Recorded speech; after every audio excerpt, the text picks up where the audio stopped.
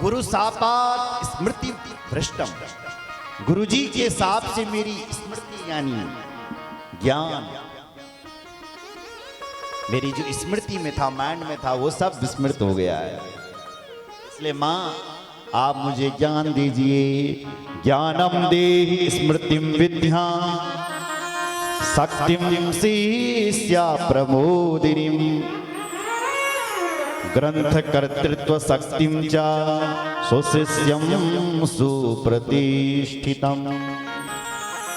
हे भगवती, ज्ञानम देहि स्मृतिम विद्या, ज्ञान भी दीजिए और उस ज्ञान को रखने वाली हे मां सरस्वती स्मृति भी दीजिए, और बोले शिष्य को प्रमोदन करने वाली शक्ति दीजिए आप। कई लोग ज्ञानी होते हैं लेकिन वो बच्चों को समझा नहीं पाते हैं, श्रोताओं को समझा नहीं पाते हैं। तो हमें श्रोताओं को समझाने वाला ज्ञान दीजिए आप, ग्रंथ की रचना करने वाला ज्ञान दीजिए, और प्रतिभाम सत्सभायाम च विचार क्षम्यताम शुभाम, विद्वानों के बीच प्रतिभा पाने वाला ज्ञान।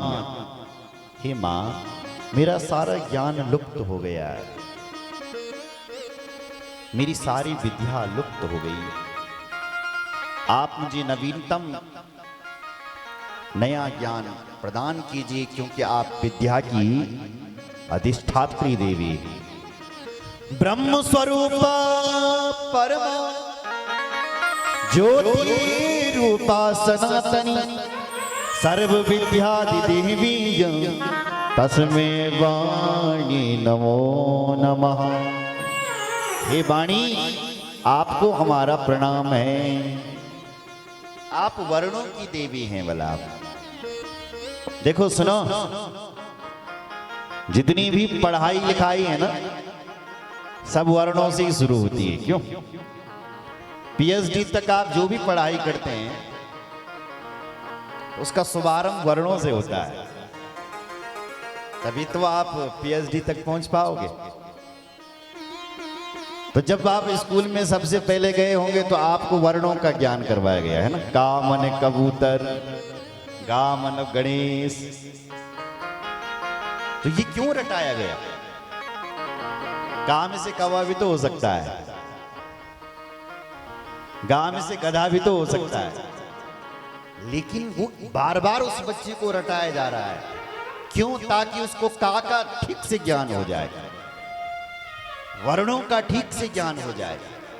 अगर वर्णों का ज्ञान हो गया तो फिर सारी पढ़ाई वर्णों से। ये भगवती, वर्ण भी आप हैं, मात्राएं भी आप हैं, मात्रा और विसर्ग बिंदुग हलन, ये सब आप है। ये संस्कृत में अधिक मात्राएं होती है। बोलो जय श्री राम। हलंत विसर्ग ये सब संस्कृत में होते हैं। तो आप उसकी अधिष्ठात्री देवी हैं ज्ञान की।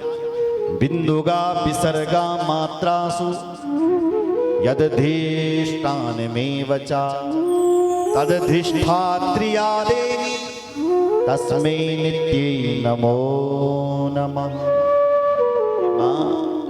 आप मुझे स्मरण शक्ति, ज्ञान शक्ति, प्रतिभा शक्ति, और एक शक्ति और होती है कल्पना शक्ति, सोचने की कल्पना। देखिए आप जितनी भी मूवीज और नाटक हैं वो सब काल्पनिक होते हैं ना। एक सोच होती है, ऐसा हुआ होगा, ऐसा पहाड़ होगा, ऐसा परिवार होगा, फिर वो नाटक बन जाता है और आप उसको देख करके हैरान हो जाते हैं।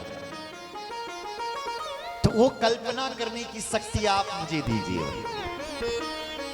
बोलो जय श्री राम। जैसे मंदिर का विकास हो रहा है, सपोज दैट इस मंदिर के लिए भगवान चाहे, भगवती की कृपा हो जाए, 1 करोड़ रुपए आ गया